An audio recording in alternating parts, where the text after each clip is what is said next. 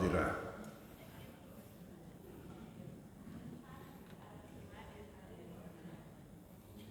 Yahe si bola kuri olo kimangkoso. Ya pada masanya itu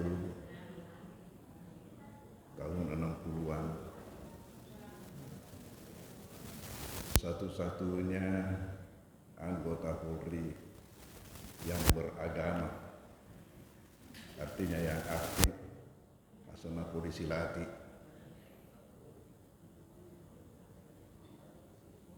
Itulah yang membawa putra-putrinya ke Mangkoso.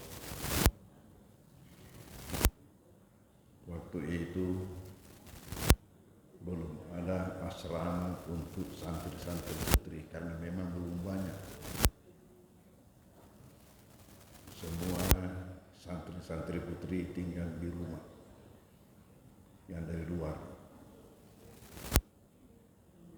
Ada dari Camba, ada dari Turi-Turi,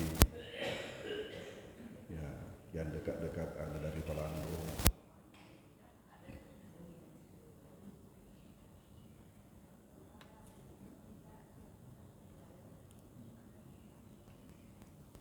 Kalau sekarang ini, alhamdulillah,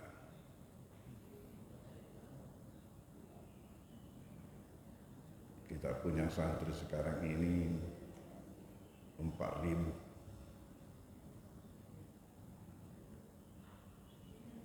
Dibagi dalam 3 kampus.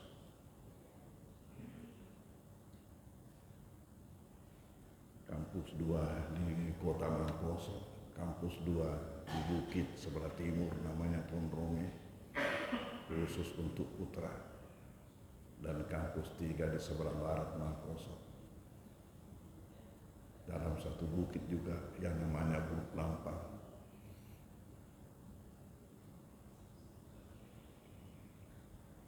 Inilah yang 4.000 ini dibagi dalam 3 kampus.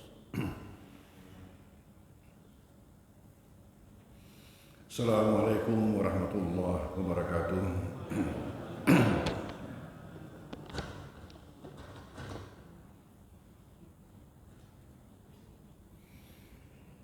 Bismillahirrahmanirrahim.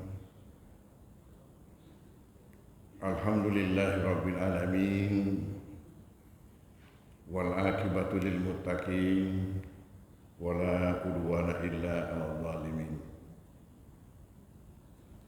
Wassalatu wassalamu ala khatamin nabiyyin wa imamil mursalin sayyidina maulana Muhammadin an-nabil mab'uts rahmatan alamin wa ala alihi wa ashabihi wa atba'ihi ajma'in.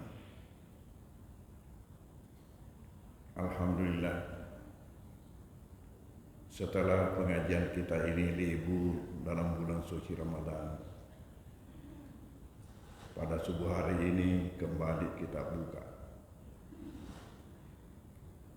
untuk dilaksanakan sebagaimana sebelum Ramadan.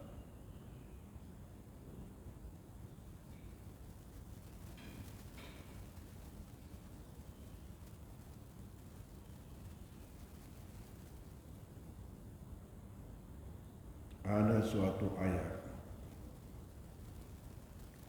yang ada kaitannya dengan amalan kita pada bulan Ramadan.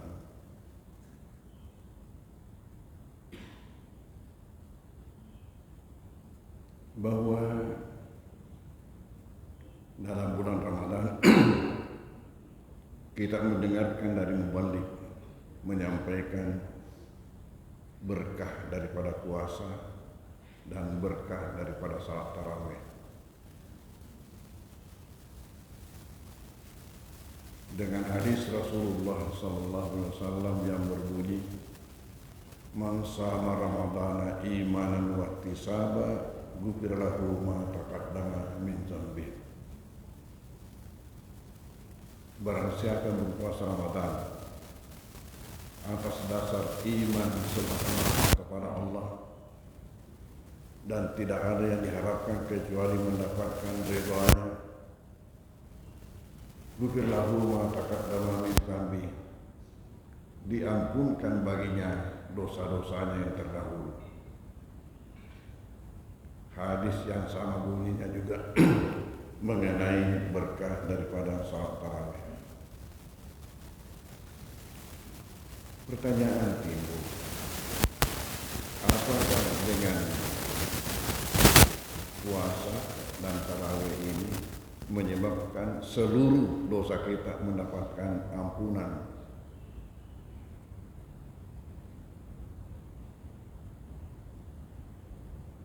Ternyata ada hadis Rasulullah sallallahu alaihi wasallam yang menjelaskan kepada kita berkaitan dengan dosa, bahwa dosa itu ada yang terkait dalam hubungan kita dengan Yang Maha Kuasa, dengan Allah. Ada juga dosa kita itu yang terkait dalam hubungan antara kita sesama kita, antara hamba sesama hamba.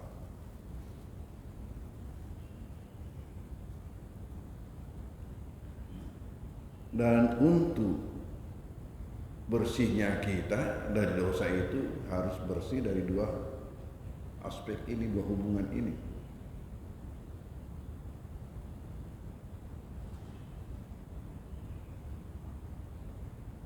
Nah, dalam kaitan dengan ini pula maka Allah menegaskan dalam firman-Nya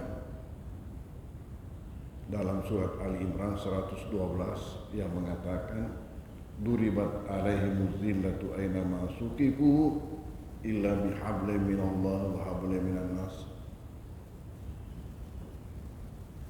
Manusia itu ditimpakan kehinaan. Manusia itu ditimpakan kehinaan dalam hidupnya.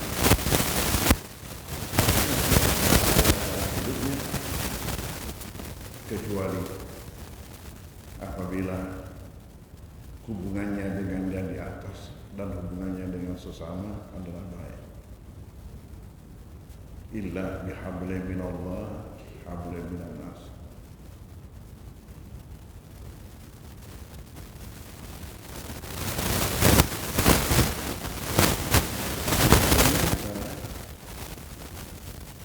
Ada hadis yang menjelaskan kepada kita berkaitan dengan dosa,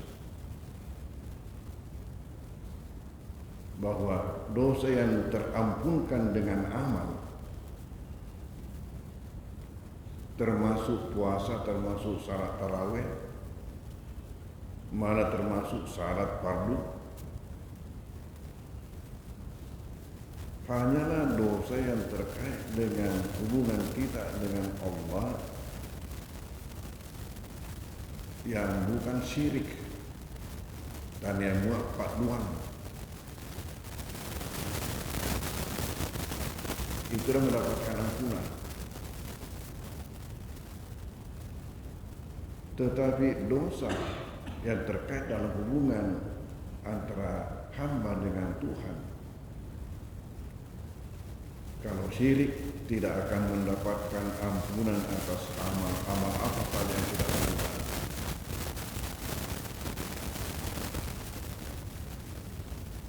Mau niat biki tiap tahun naik umrah, tapi kalau melakukan syirik,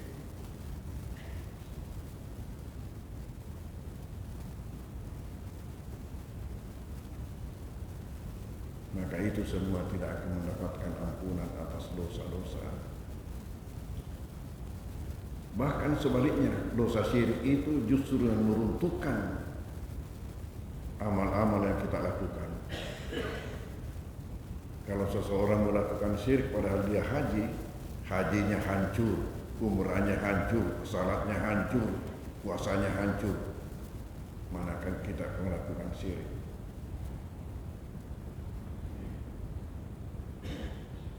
Bahayanya rasanya apa?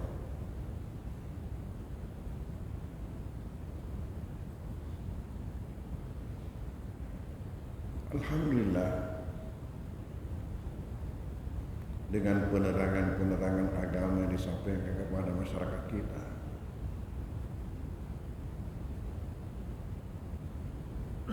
maka syirik ini terkikis.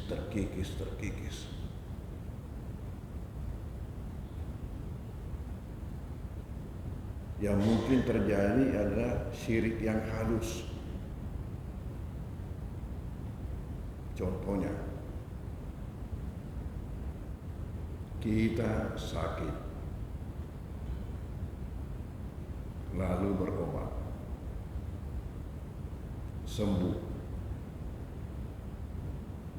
Pertanyaan, apakah yang membuat kita sembuh? Apakah obat itu? Manakala kita punya akidah bahwa obat yang menyembuhkan kita, maka di sini terjadi syirik yang halus.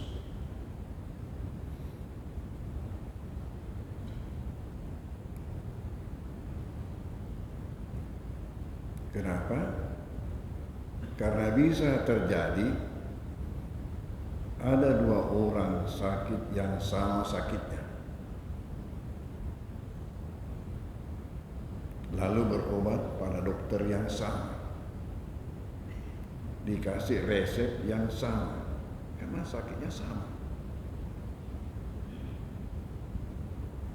Keduanya minum obat itu sesuai dengan petunjuk dokter, dan hasilnya keduanya berhenti sakitnya. Tapi satu berhenti karena sembuh, yang satu berhenti karena mati.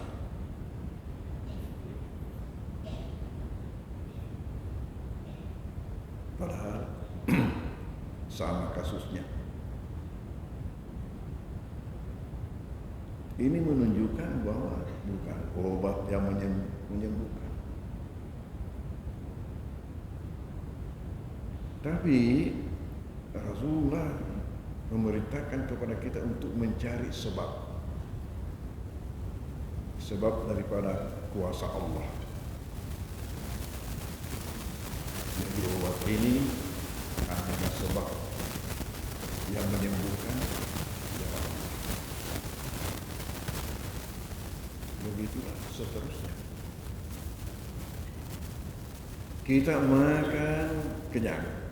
Jangan dalam akidah mengatakan nasi yang mengenyangkan kita. Tetap yang di atas itu, nasi ini hanya sebab. Karena buktinya ada orang makan 2-3 piring baru kenyang. Di sisi lain ada juga orang makan hanya setengah piring sudah kenyang.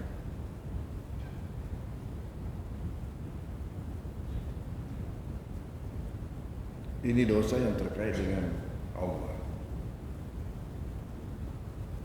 Selain daripada syirik, semuanya bisa mendapatkan ampunan karena amal. Di sinilah peranan puasa, peranan tarawih. Mana semua amal yang kita lakukan itu mempunyai 3 fungsi. Semua amal yang kita lakukan punya 3 fungsi. Fungsi dapat pahala, fungsi dapat ampunan atas dosa, dan fungsi diangkatkan derajat. Contoh kecil, langkah-langkah kita menuju masjid.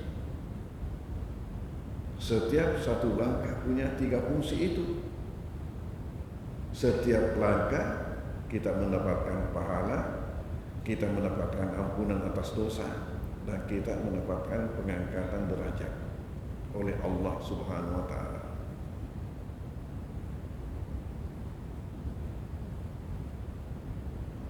Coba salat. Rasulullah pernah berkata dan bertanya kepada sahabat-sahabat,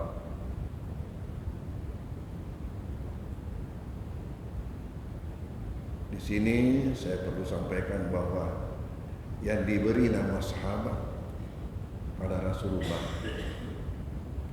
bukanlah berarti yang selalu dekat dengan baginda. Sama dengan istilah kita sehari-hari, itu sahabat saya. Tidak. Tetapi setiap orang beriman yang hidup semasa Rasulullah beriman dan pernah ketemu dengan beliau. Itu semuanya bergelar sahabat. Jadi orang beriman yang pernah ketemu dengan Rasulullah semasa Rasulullah, sahabat. Orang beriman sesudah baginda Rasulullah meninggal sehingga tidak ketemu lagi, itu namanya tabi'in, tabi'.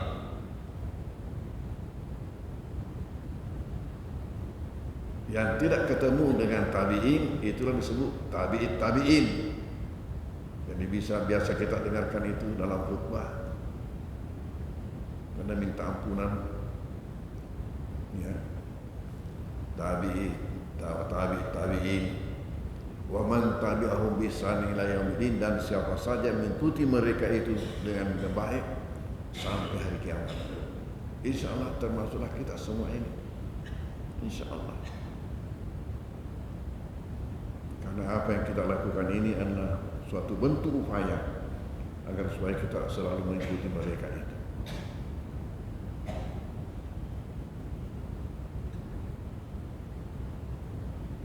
Lalu dosa yang terkait dengan sesama, Allah mensyaratkan kita minta kepada yang bersangkutan.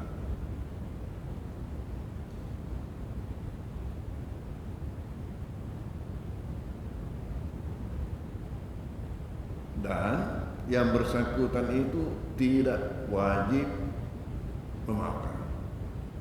Tetapi di sisi lain dilarang dan haram memutuskan hubungan. Jadi walaupun ada seseorang berbuat zalim kepada kita, kita tetap kapan ketemu, assalamualaikum.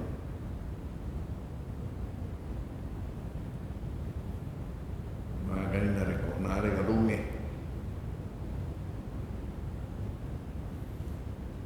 Dia kuasai umpamanya, dia ambil motor kita, dicuri, lalu datang, maaf ya, saya yang ambil motor tadi.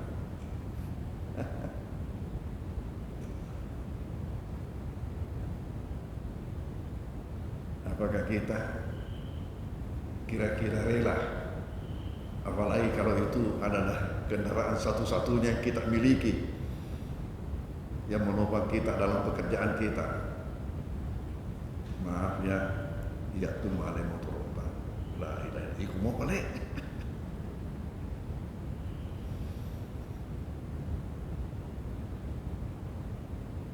Dalam hal ini menurut ajaran agama tidak wajib kita memaafkan. Hak. Artinya hak apa? Kalau mau iya, kalau tidak mau iya. Bukan wajib. Sama namanya pemilu atau pilkada, itu hak memilih, berarti bukan wajib. Kalau mau datang, kalau tidak mau tidak datang.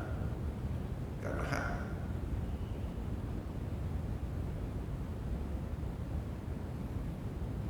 Tidak wajib memaafkan, tetapi di sisi lain haram ia memutuskan hubungan. Itulah sebabnya apabila selesai kita puasa Ramadan, kita melaksanakan salat Id. Disitulah kita akan mendapatkan kebebasan penuh. Kebebasan penuh dari api neraka. Karena kembalinya kita kepada kesucian. Nah, kapan saatnya kita kembali kepada kesucian? Apabila ketika hadir ini kita silaturahim dengan sesama. Termasuk orang yang berbuat zalim kepada kita. Silaturahim tetap harus jalan. Memaafkan boleh tidak. Makanya konsep dalam salat Id semuanya hadir. Sampai perempuan yang haid pun hadir. Pertanyaan, Buat apa perempuan haid itu hadir? Sementara dia tidak boleh masuk masjid, tidak boleh salat. Tujuannya ini ialah untuk melaksanakan silaturahim setelah selesai salat. Makanya mereka itu ditempatkan dalam tempat yang khusus, ya, khusus, tempat yang khusus. Dan di sini ada konsep salat Id di lapangan. Karena kalau di lapangan semuanya bebas, tidak ada tempat di mana perempuan haid tidak boleh tepati. Nabi pada masa hidupnya salat Idnya di lapangan. Kenapa? Karena masjidnya kecil dibanding dengan umat. Jangan kita melihat masjid Nabi sebagaimana kondisinya sekarang. Masjid Nabi itu hanya yang ada di bawah kubah itu, kubah hijau. Hanya itu. Lalu ditempel di sekelilingnya. Kecuali di sebelah menghadap ke kiblat itu yang tidak ditempel. Tapi kiri, kanan, belakang ditempel semua. Makanya satu pekerjaan berat. Kalau ada orang yang naik haji, kita minta tolong. Minta tolong apa? Tolong hitungkan saya tiang-tiangnya Masjidil Nabawi. Masih sali.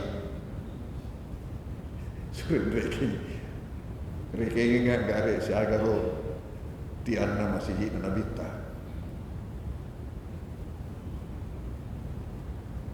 Karena itu main tempel-tempelan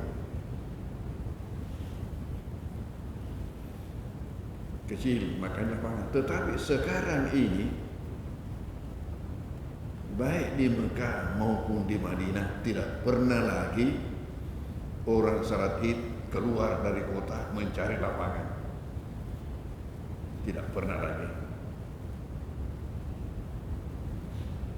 Selalu saja dilaksanakan di masjid. Baik di Masjid Nabi, Masjidil Nabawi maupun di Masjidil Haram. Itu tadi tujuannya. Supaya silaturahim. Dan tahu silaturahim ini wajib di satu sisi, di mana membawa berkah, berkah yang banyak. Di antaranya apa? Bisa menyebabkan usia kita dipanjangkan, rezeki kita dilonggarkan. Itu silaturahim. Berdasarkan hadis Rasulullah.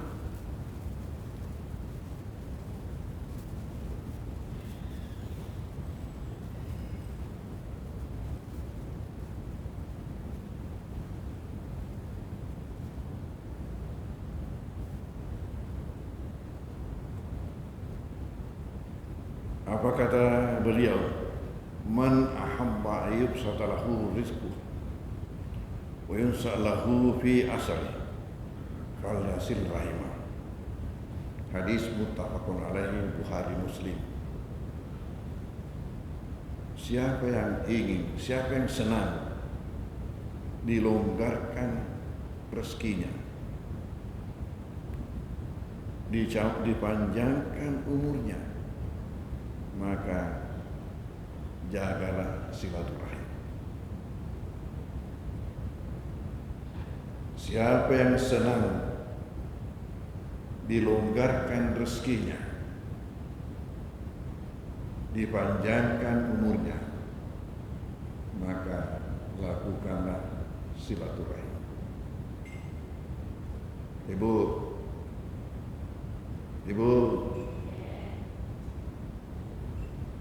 tidak ingin dipanjangkan umurnya, dilonggarkan rezekinya, jangan sampai yang kamu pasti bombe ya.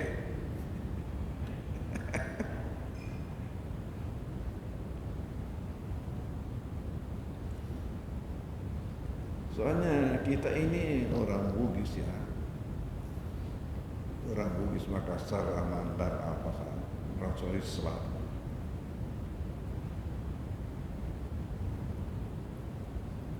Mungkin gara-gara sedikit saja tiba-tiba sudah bombe ni tahu dia dari mana. Akan percaya dia diri sendiri. Padahal mungkin hanya gara-gara sedikit itu.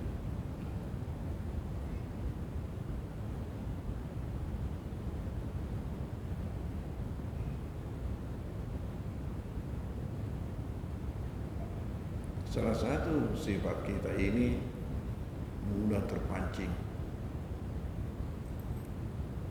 Cek deh mah Tuhan tepat. Mabambang. Mudah terpancing dan suka balas dendam.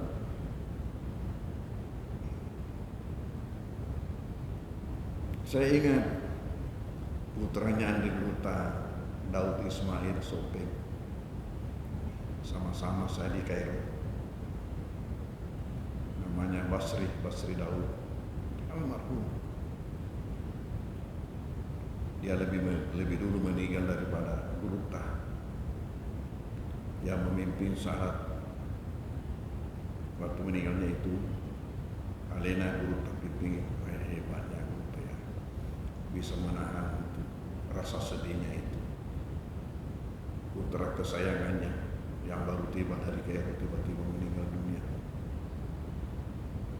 Syarat kita di belakang beliau itu jadi makmum beberapa ulama. Dan begitu selesai syarat, kita disuruh bergantian untuk memberikan sambutan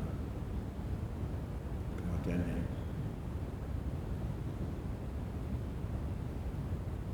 Pernah saya ditanya waktu di Kairo, mengatakan, Farid, agar bahasa Uina dendam. Apa bahasa Bugisnya dendam? Jadi agak turun. Kalau komisemi mau tahu, apa bahasa Uina dendam? Pak Jakur Mak Bendi.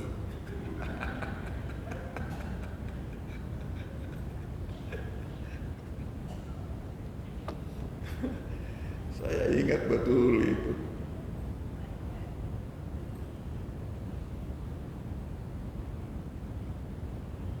Pernah ada 6 guru besar dari Indonesia ke Mesir dengan maksud untuk mendapatkan doktor. Tapi mereka itu hanya 1 tahun tugasnya. Di antaranya rektor Yayen, ya, Muhyiddin Zain, bapaknya Majedah. Itu yang dari sini. Ada dari Aceh, ada dari Jawa, 6 orang. Tetapi menurut persyaratan Azhar, yang namanya doktorandos tidak berhak untuk langsung ambil doktor, harus ambil dulu magister. Dan itu tidak mudah untuk mencapai itu. Sehingga apa yang terjadi, mereka itu hanya diberikan masing-masing guru besar untuk membina dalam 1 tahun untuk satu materi masing-masing guru besar. Itulah yang terjadi 1 tahun. Nah, tinggal sama-sama kita di asrama Azhar. Mereka itu. Jadi tinggal sama-sama kita, maka ini Pak Muhyiddin Zain makan sama-sama kita lah, untuk makan siangnya, makan paginya sama-sama di kantin asrama. Sementara untuk makan malamnya itu SDM, selamatkan diri masing-masing. Azhar tidak menjamin makan malam, jadi masing-masing mau apa. Ada yang pergi ke kantin beli. Kalau kita dulu itu masak sendiri-sendiri, buat rombongan berapa orang masak untuk makan malam. Disitulah menggabung. Ini sama-sama kita ini Pak Muhyiddin Zain. Suatu ketika ini Ustaz Basri ini lagi di kamar saya itu, lagi masak, ya, putar nuringnya. Pak Muhyiddin Zain duduk di kursi di kamar saya, melihat ke bawah. Itu Basri Daud ada di kepalanya itu seperti uang benggol, itu yang putih, tidak ditubuhi rambut. Terus Pak Muhyiddin Zain mengatakan, Basri, si tahu mau ni kau mau rokumnya capuk ni gambarmu.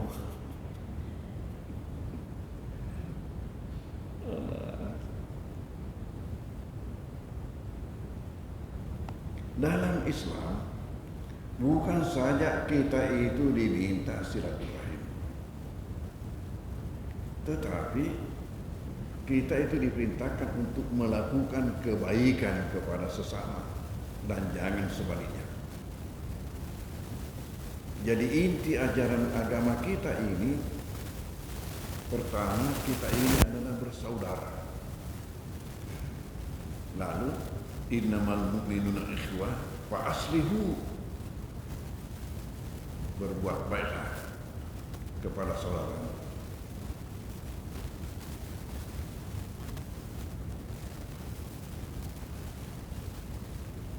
Saya ingat waktu saya di Kairo itu, kalau terjadi katakanlah pertengkaran ucapan, tiba-tiba ada satu yang memukul, kamu sampai hati memukul saya, dikatakan begitu. Kamu sampai hati memukul saya. Beda kita kalau memukul, ambil juga kuda-kuda.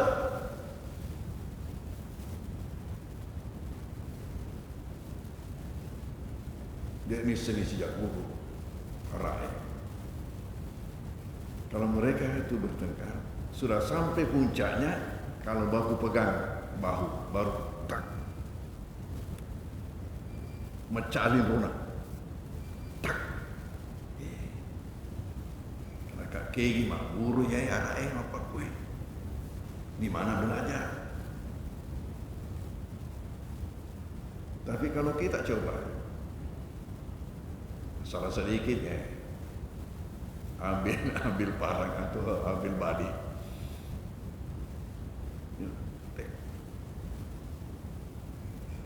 dan itu lucu ya, sering terjadi ini di atas mobil.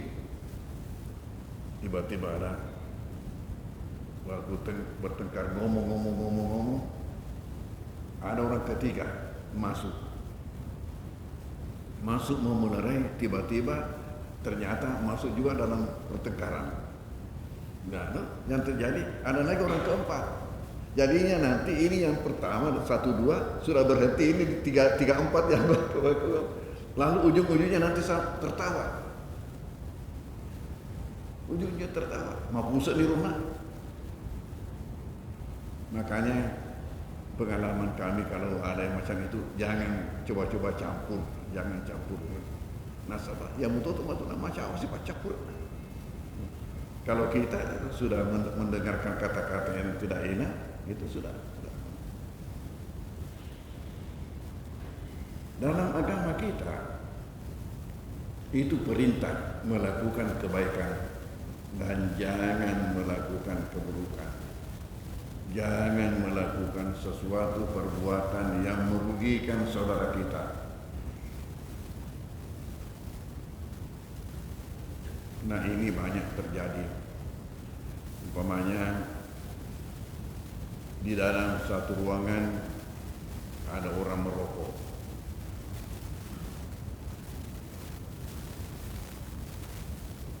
itu merokok karena apalagi kalau habis makan di situ bebe lo dapat kalau itu bu nak kalau madre.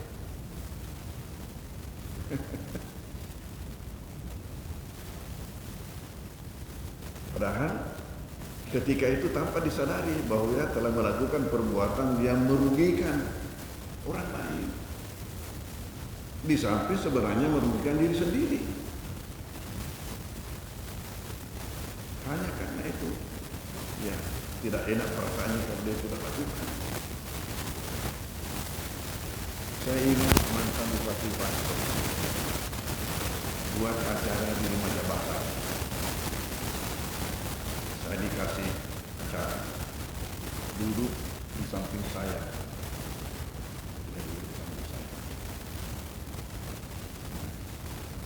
Kalau sudah acara berjalan sekitar 1/4 jam, apalagi kalau sudah sampai setengah jam, keluar. Kemudian datang lagi. Lama-lama keluar lagi, datang lagi. Kenapa Pak Bupati begini? Rupanya dia keluar untuk merokok.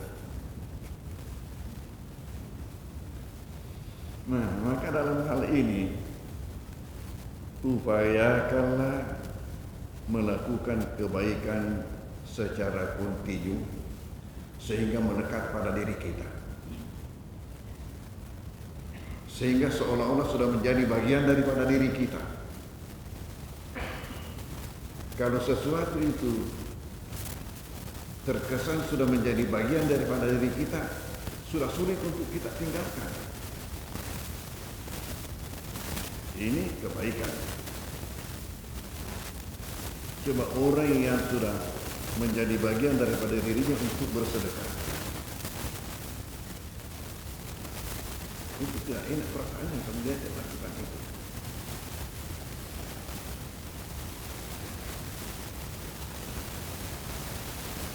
Sekurang-kurangnya kewajiban kita ialah melakukan kebaikan apa saja kepada saudara kita.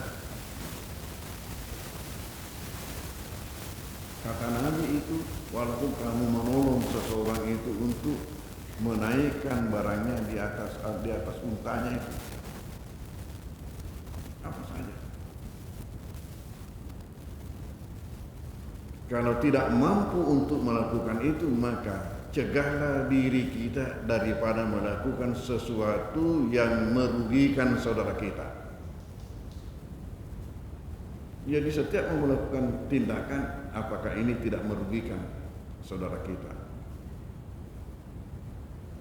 Dan ini saya katakan sering terjadi di pinggiran Kota Makassar ini. Katakanlah macam di Panampu, macam di Rapokali, macam di mana itu yang pinggiran-pinggiran itu. Masyarakat kita melakukan ya nolema tu elok masuna malah si elektron. Apa itu malah si elektron, ngapain mapaci malah si elektron, dan bunyinya itu sampai tengah malam, mengganggu sekitarnya itu. Mungkin ada yang sakit, kasihan, perlu istirahat, tidak bisa istirahat. Macam saya umpamanya memberikan pengajian subuh harus cepat-cepat tidur. Bagaimana bisa tidur kalau sampai jam 1 itu bunyinya itu? Hanya memikirkan enaknya dia tanpa memikirkan apakah yang saya lakukan ini sudah tidak merugikan tetangga kita. Makanya Nabi pesankan itu. Kata sahabat, begitu pesanan Nabi kepada kita untuk menjaga ini tetangga, sampai terkesan apakah tidak berakhir nanti ini pesan Nabi supaya tetangga itu juga mendapatkan warisan. Batina runasa Nabi taruh ni lorong jagai bali bola tagang kana bari pacapura na matu ini lorong Nabi ta iri tu mana itu mati ki. Ya sering terjadi ya di pinggiran kota ini masyarakat kita ini. Lalu puncak ini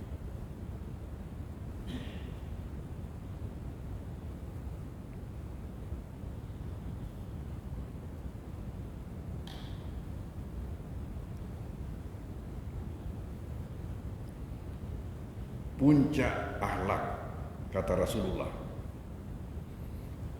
Ala adulluka ala akrami akhlaqi dunia wal akhirah. Bertanya kepada sahabat-sahabat, apakah kalian tidak mau saya tunjukkan adalah puncak akhlak dunia akhirat?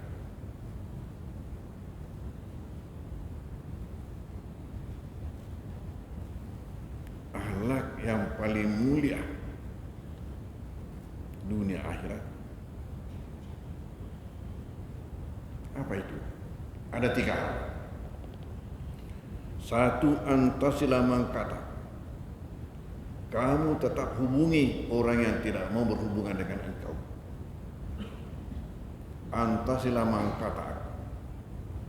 Kamu tetap berusaha menghubungi orang yang tidak mau berhubungan dengan engkau.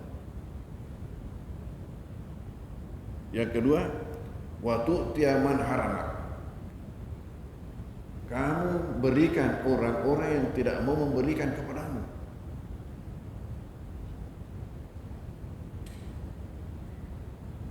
Dan yang ketiga, wa anta man zalamak. Wa anta man zalamak. Kamu memberikan maaf kepada orang yang berbuat zalim kepadamu. Kuma pakai ya pernah janji dari kok dei gage roh pajak guru mak benih.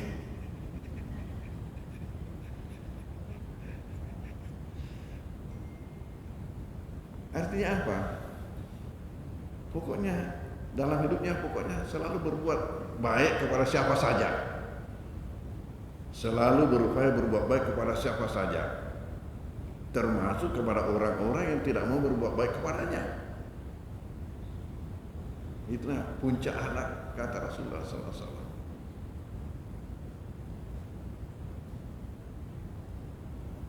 Kembali bahwa dengan silaturahim, apalagi kalau kita selalu berupaya melakukan kebaikan, itu akan memperpanjang usia kita dan memperlonggar rezeki kita. Kiranya inilah bahasan kita pada subuh hari ini. Setelah kita libur pada bulan Ramadan, kita kembali sebagaimana sebelumnya.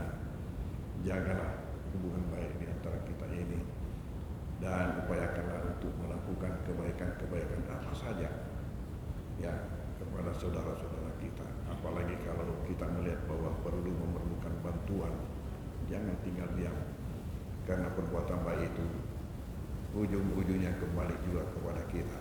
Man amila salihan fali nafsi. Barang siapa melakukan kebaikan, maka kebaikan itu adalah untuk dirinya. Wa man asa'a fa 'alaiha.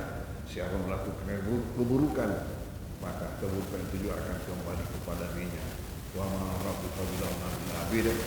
Dan Tuhan sama sekali tidak akan berzalim kepada hamba-hambanya. Pegang ini baik-baik. Bismillahirrahmanirrahim. Allahumma fa'alna bima 'allamtana wa 'allimna ma yanfa'una warzuqna ma yanfa'una. Allahumma ij'alna min alladhina yastami'una al-qawla fattabi'una ahsana. Allahumma arina al-haqqa warzuqna ittiba'ahu wa arina al-batil warzuqna ijtinaba. Wa sallallahu alaihi wa sallam. Walhamdulillahi rabbil alamin. Wassalamualaikum warahmatullahi wabarakatuh.